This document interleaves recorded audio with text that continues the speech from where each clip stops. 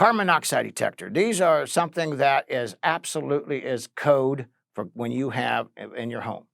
And it's a code throughout the United States of America. But carbon monoxide, let's talk about what it is, and then you're going to understand when and it's applicable and not.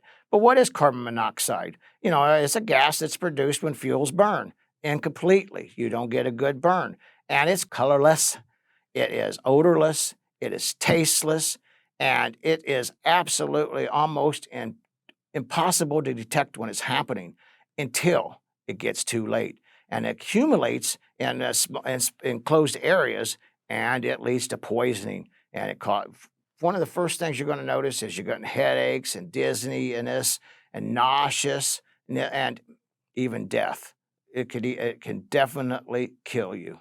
So these are things that we definitely want to make sure you know more about that. So I'm going to just take a little bit of time on this on carbon monoxide detectors. Now, let's go back here real quick before I move on with this. So carbon monoxide detectors. So it is because it's unburnt fuels, right? Well, then that means that if you have all electric home, you might have a fire, but you're not going to get carbon monoxide. So because you are not burning any fuel. I have literally seen home inspectors.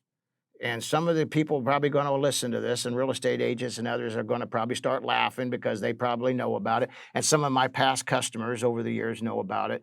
They literally, because it is a code, and home inspectors as a whole, they only know what they're taught. They really have no construction experience or very little.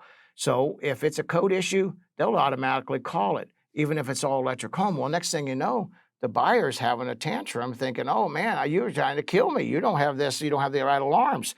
You do not need a carbon monoxide detector if the home is all electric because there's no unburnt fuels. There's actually no fuels. We'll talk about that in other shows. And actually some of our other past shows, we've already talked about that. But how do carbon monoxide detectors even work? Well, they use electrical chemical sensoring technology, or sometimes they use a metal oxide semiconductor sensors. But that's kind of how they work, and we could actually drill deeper into it, and we will drill deeper into it on other shows. But for this show, we're just going to go here and move on. But what it is that it detects the concentration of carbon monoxide, literally picks up this odorless gas in the air, and it triggers a loud alarm when it reaches dangerous levels. And the alarm is designed to let you know to first get out of the house. Leave the doors open when you walk out of the house. Start airing it out. I have been into homes when where we've had this problem, and what I always do is I call the fire department. Now, whether you got a fire department close or not, I don't know. But if you do, call fire department. They'll take care of it so you don't have any kind of safety issues. They have all the right proper gear and everything for handling that. Where should you put your carbon monoxide detectors? Where should they be installed? Now, this is a big one. Now, take a moment here and listen because we sell all kinds of different systems. We're going to talk about the different carbon monoxide systems, detectors out there. And you can place them anywhere. And I have not seen a code. Maybe there are out there, but I have not witnessed a code yet that tells you where the proper placement is. So this is a great public service here. Carbon monoxide should be installed in every room that has, I'm just going to read this here, every room that has an appliance that produces carbon monoxide. Remember, we talked about anything that burns. And it includes your boilers, ovens, furnaces, fireplaces, wood-burning furnaces, anything like that. And you should have one by every bedroom as much as you can. Now, we do have the combinations. We'll talk about that too a little bit, that you have all of it. Should be, make sure you put your detectors at least 15 feet from every gas appliances, such as gas stoves. Also, we'll talk about that a little bit further here.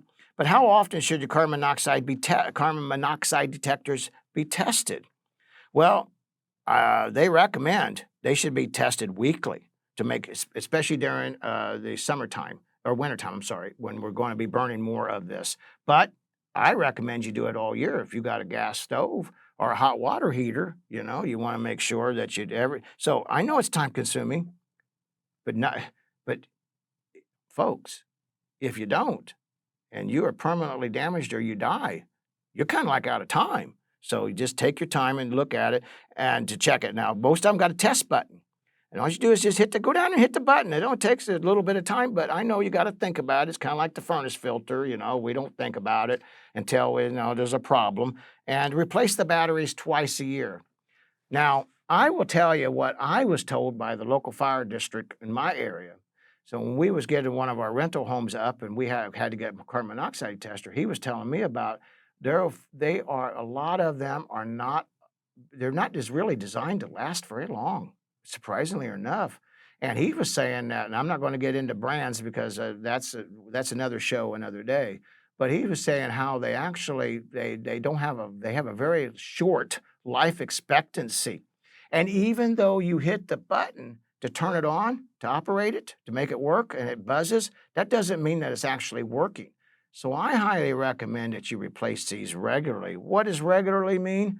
Well, you can at least every couple of 2 or 3 years, I think you should replace it.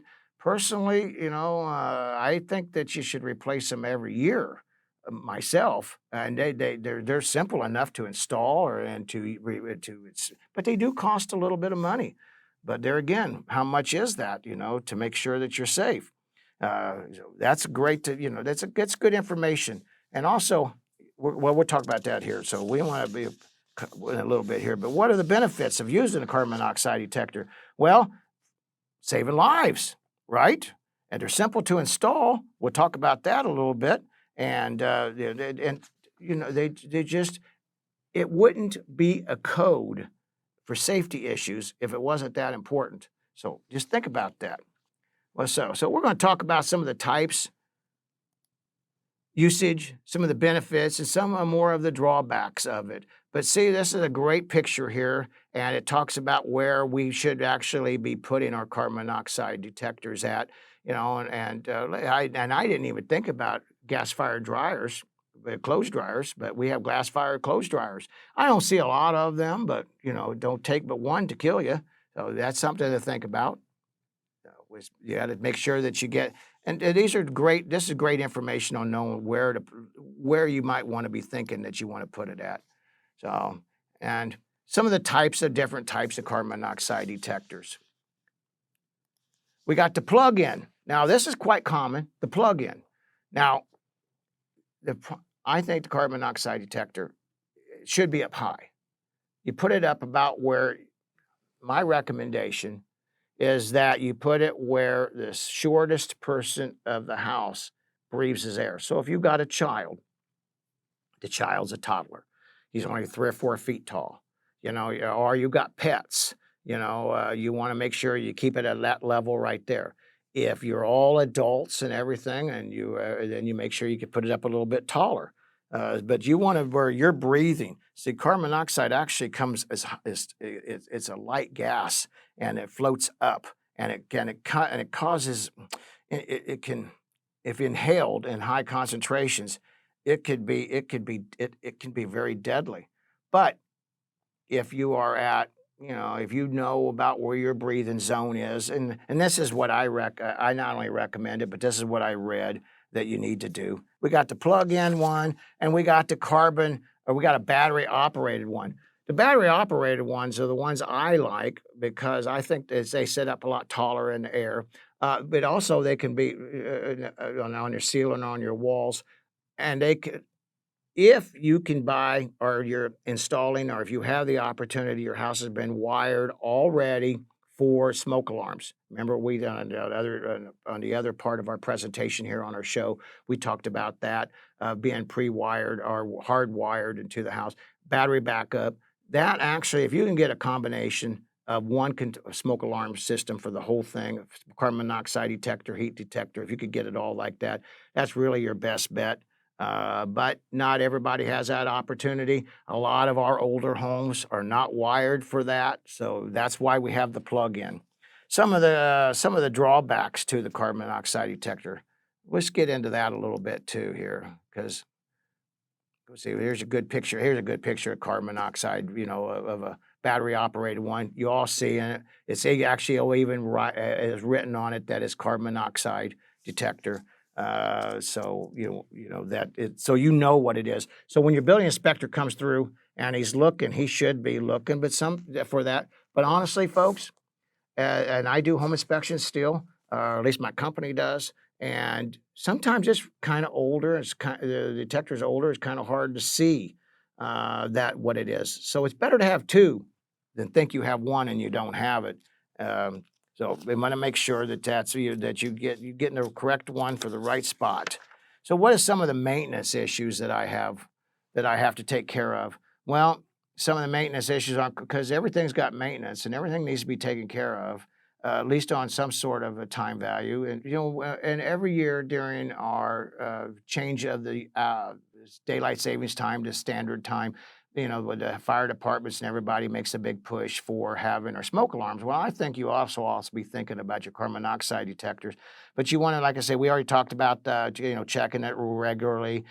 Make sure that you replace the batteries. Simple enough, and at least change the batteries once a year. And try to get good batteries, not try to go get, if you get the cheaper batteries, because that's all you can afford, like at the Dollar General or something, that's fine. It's better than just change it out twice, because then batteries might not have the same might have a short shelf life, and who knows how long they've been sitting there, and your life is just not worth over a few pennies for a battery. Also, what I found was interesting, make sure you clean the dust off your alarms. Dust and debris can build up in your sensors and can also cause troubles. Now, I kind of wondered whenever the fire department told me the life expectancy of some of these, if that wasn't part of the problem. But if you live in a dusty area, make sure you keep this clean and wiped down, and just follow the manufacturer's recommendation. If you threw away the box or the wrapper, just make sure that you just take a picture of it. You can Google it or DuckDuckGo or whatever when search engines are called, and you can go check it out. But it is important to understand your equipment. Some of the drawbacks are, they can have, like we talked about earlier, is that they have a limited lifespan. Now, that my paperwork said 5 to 7 years. Well, so I'm just telling you what I have read, but I'm telling you also my experience. So my experience says I have a couple, 2 or 3 years, but they say 5 to 7 years. I don't know. You be the judge of where you're at with that. But that's very important to make sure that you get it taken care of. And, just that's about really all we really have on the carbon monoxide detectors, other than I cannot tell you how important that they are.